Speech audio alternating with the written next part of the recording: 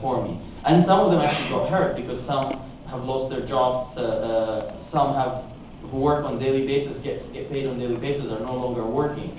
They're patient, they understand, and they're happy seeing what is happening for the folks that were stealing us for 30 years. But their patience is going to put to an end, and it is our role now to make sure that they start feeling the difference. This will not happen until you guys unite. I don't know if there's sort of like an assembly here to help Egypt, but if that's not the case, you need to get together and start doing that. You know better how to do that in this country. And second thing is to help with tourism. Definitely tourism is one of the very important sources in Egypt. There is a huge problem, which is security, and a lot of people are scared. I personally don't see any security problems because the moment you are in Egypt where the tourists go to, it's very safe. I had a very senior Google executive calling me and asking me, should I go to Egypt? I'm so scared to go. I was like, why?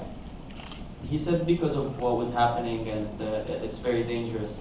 I said, listen, Egypt, for tourists, Egypt before the revolution is just as safe as Egypt after, and you should go. And he's a very high-profile person, he's known. And he decided not to go, and then all of a sudden he called me from Egypt, and he was telling me that he is actually in Egypt and he's enjoying it, and there are only, I think, 40 people in in the pyramid, so he's getting sort of like a private.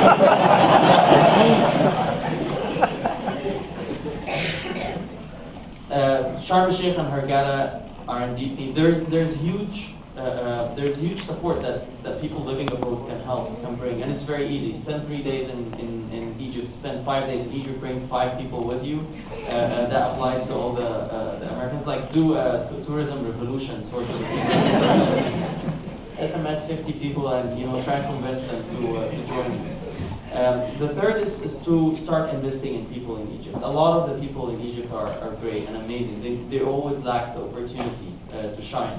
And we've seen a lot of entrepreneurs during the revolution. Those who stand up against tanks are entrepreneurs. If they are good engineers, they can build good engineering companies because they put their life to risk. It's very easy for them to take business risks.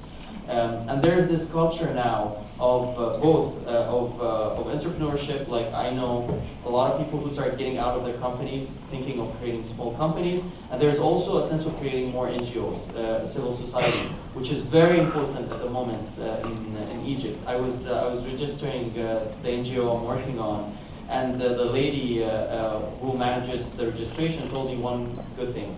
She told me that she's impressed. She had never experienced the number of young guys coming in to establish NGOs. And that's just proves the sense of ownership. We all started feeling that we own this country and we have responsibility towards what's going on.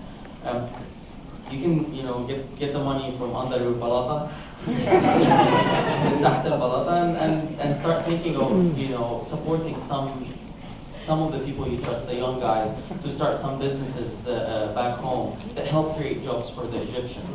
And finally, I just think that it's not up to me to decide what you want to do, and this is your own personal choice about the country. And I'm sure there are lots of Egyptians here who love their country and admire what's going there, and they were glued to the TV watching what was happening, praying that things end up in a good way.